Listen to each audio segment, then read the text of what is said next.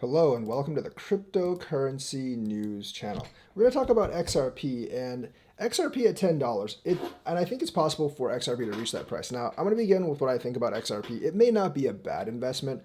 I just think there's better investments out there, even in the top 10, because because of the incentive structure. XRP, there's no incentive for anyone to actually, for a regular Joe to actually run an XRP validator node.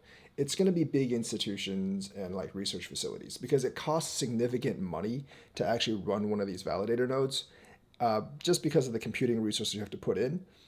And unlike Cardano and a lot of the others, there is no actual monetary incentive to run one of these nodes because XRP doesn't have any native on-chain staking. Now, if they were to actually use some of their escrow to supply native on-chain staking, I might change my mind about that because I think for like ecosystem, because I think for like ecosystems incentives, it's very, very important. And that's kind of like on-chain staking is going to be kind of like the basis for your DeFi and stuff. If you don't have like native staking rewards, I think it's hard to build up a monetary ecosystem around around your chain, regardless of how good your technology actually is. And that's actually what we're going to talk about. If you're depending on ODL to get XRP to $10, I think you're going to be very disappointed.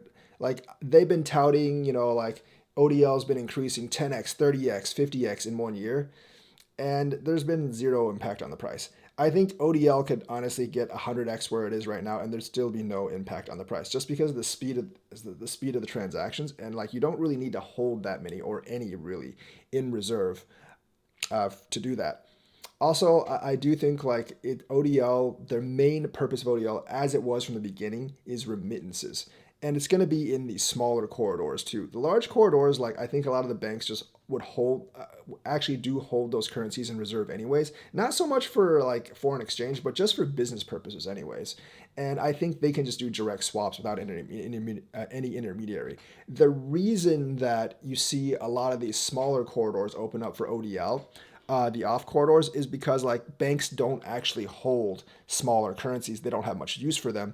So XRP acting in as an intermediary between like minor currencies or between a major currency and a minor currency actually makes sense. And that's what the remittance market actually is. But if you look at that entire market, it's projected to go to about 1.35 trillion per year, not per day, per year by 2030 or something like that. And if you really look at that, that's about $4 billion a day. Even if you took over 100% of that market, which isn't likely, you might take over 50, 60% of that market. But even if you took over 100% of that market, that's about like $4 billion a day. And if you look at how much XRP that Ripple actually has, like they have a lot more than 4 billion that they can actually release. They could literally double the supply they have right now. And even if you just like say like, okay, the amount that they have in escrow, that's actually just for ODL. That's more than enough to run ODL at current price. So I personally think ODL's like volume could actually double over at like 50, 100x, and you probably still wouldn't have too much or any price increase in XRP. And like I said in my last VeChain video, I do think sometimes these companies just dangle the coin in front of you for hopium, so you'll keep on buying into them, and that bodes well for their company, whether as to funding the company for operations or maybe whatever future prospects they have. But if you're depending solely on ODL to boost your price up, I highly doubt it's really ever going to affect price in the next 5, 10 years or whatever. I mean, I'm pretty sure that like if you're depending on that and if you're not looking at the DeFi and NFT space, which is what we're going to talk about, you're going to be sitting here in about 6, 7 years. XRP is going to be at like $1 or something, and you're going to still be talking about the same theories about like the Fed buying back or whatever. The people pushing those theories are pretty much like the same group that pushed the whole Temenos thing back in 2018, where it was supposed to be some kind of like magic flip on date in I think October or November 2018, where XRP was supposed to go to hundreds of dollars immediately. That didn't work well. Same thing with like the DTCC theories. Like it's the same group of people like making these type of theories, making these type of speculations. I think the speculations are like 0 for 100. And that's not just for XRP. That's essentially for all of crypto. It's the more down to earth expectations that actually come through. And the partnerships, regardless for XRP or any other crypto or Ripple, it hasn't really mattered all that much. But you know what in reality has mattered a lot for crypto coins, it's the ecosystem. It's the DeFi and NFT ecosystem. We saw in the last bull run that essentially like all the ones that came up were L1 ecosystems, more or less, that actually did operate with DeFi, smart contracts, and NFTs, because those things actually get people to lock in money immediately. Yes, they fall during the bear market, but everything dies during the bear market. That's not really anything strange. I mean, even stocks don't do well in the bear market, and they actually have like, company earnings backing them. So the thing is, you're going to have like the ecosystem is going to be the main thing for XRP to reach $10. And that's why I think like XRP hooks is actually going to be more important than ODL development if XRP wants to reach $10. And I think hooks has a lot of potential. Now, some of you are saying, what about Flare? I mean, I don't really know what the hell's going on with Flare, and I don't think anyone really knows what the hell's going on with Flare right now, when they're finally going to airdrop and how they're going to do. I don't think you want to rely on a third party for your smart contracts. That's just my opinion.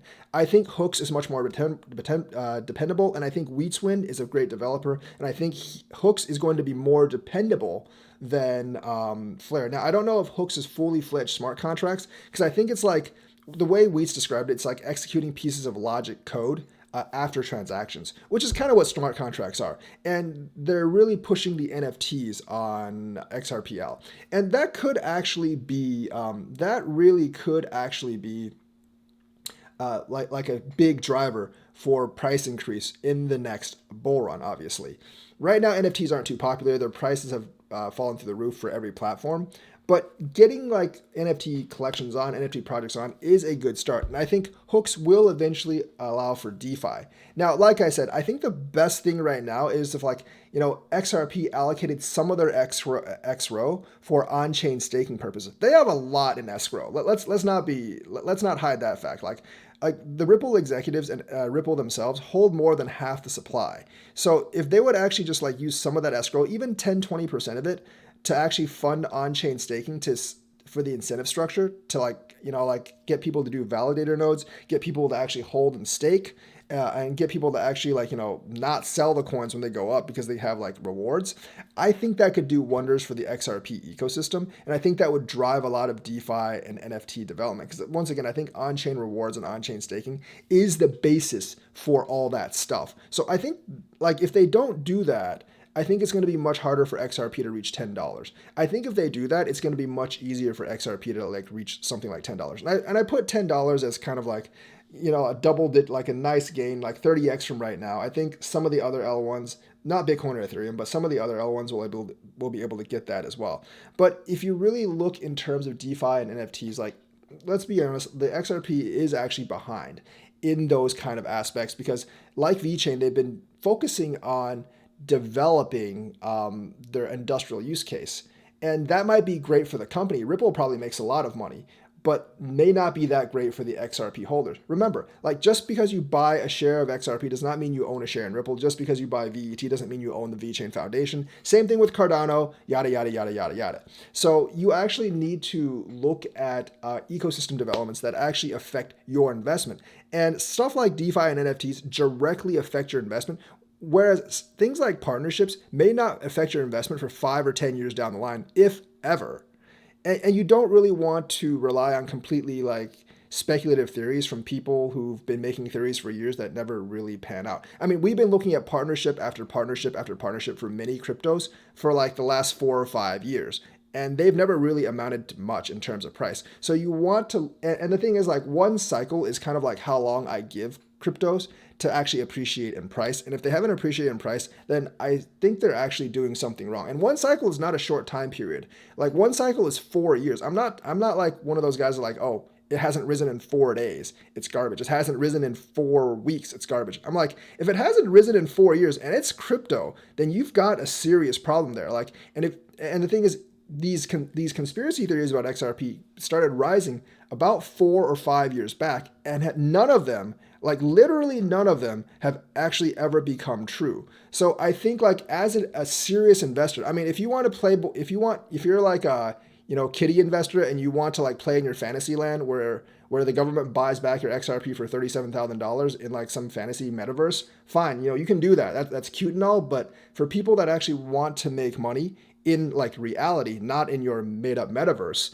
you definitely need to look at things that directly affect your investment in terms of the token and not in terms of the company. Because you have to remember the company and the token for a lot of these things are separate. And the thing is, like for SEC purposes, they kind of have to be separate. Remember, like XRP before 2017 was actually called Ripple. They actually like renamed Ripple XRP just to avoid the SEC, which didn't really work for them, but there's a lot of corruption going on there as well. So the thing for XRP is, I think like to reach $10, easier to reach $10. I think I think they do have to allocate some of the escrow, maybe even 10 or 20% just for some on-chain staking rewards. They need to put more effort into actually developing like the XRP community in terms of developers. Like having a bunch of moon boys for your community doesn't really do you anything. That's not really going to help your development. But having more people like Wheats, which is what like the XRP community actually lacks, would actually help your community. And that could actually drive your price to $10, which would be a nice 30x gain. And by the way, it's like, I think if you're looking for 100x gains in terms of the XRP ecosystem, if there's bigger projects coming onto the XRP ecosystem, I think like CSC is the only one I can think of right now, and I probably wouldn't bet on that one. But like if there's newer projects coming onto the XRP ecosystem, if you're looking for 100x gains, I wouldn't look at XRP itself. I would actually look at those specific projects. And I'm telling people the same for like Cardano and VeChain. Like, don't look at the actual layer one chain. Look at the smaller projects that are coming on, because if one of those blows up, it can actually reach 100x. And the thing is, like, those things on dexes, they have large like those things on like dexes and stuff, they have like really, really large fluctuations. And if you catch a spike or something, you can actually make a lot of money off that spike, far more than you can make off the L1 chain. So like having an ecosystem, having coins and projects based on that ecosystem will give you more opportunities as well. If that actually comes. So that's why XRP really needs to, like, for you as an investor, you really need to focus on like what developments the community actually makes, or the ecosystem actually makes, what Wheats is actually doing, how XRP Hooks is doing, what it supports, rather than just focusing on these supposedly giant partnerships that Ripple has, because they've had these supposedly giant partnerships for years and years. The hype started back in 2018, and your coin's still at 33 cents. Whereas if you look at ETH, or you look at Cardano, you look at BNB, they haven't announced any of these gigantic partnerships or anything, or very few of them. But because of the ecosystem development, their coins have freaking skyrocketed. I mean, Binance was at like $5. The same, Binance has gone from like $5 to $279 in the same time that XRP has gone from 30 cents to 30 cents. So, and that's not because Binance announced some amazing giant partnership with Microsoft or whatever. It's because Binance developed BSC. They actually developed DeFi. They develop NFTs. They have a thriving ecosystem. That's why they went up so much. And if you want XRP to get to $10, you actually need the same thing in terms of ecosystem. So developing that ecosystem, paying attention to hooks, and I personally think like giving up on Codius years ago was the worst mistake that Ripple actually made in terms for investors. Now, it hasn't really hurt their industrial use case much, but in terms of investors, I think it was the worst mistake they ever made. So I think, you know, if you want to hype XRP, if you want to like really make money off of XRP, start paying more attention to hooks and what Wheats is doing and the smart contract development. And don't focus so much on ODL and world domination of the financial system, because that's really kind of a pipe dream and it's probably not going to happen. But XRP to $10 is very realistic if you actually focus on the ecosystem development. So let me know what you think. Like and subscribe, hit that bell notifications button, and I will see you guys later.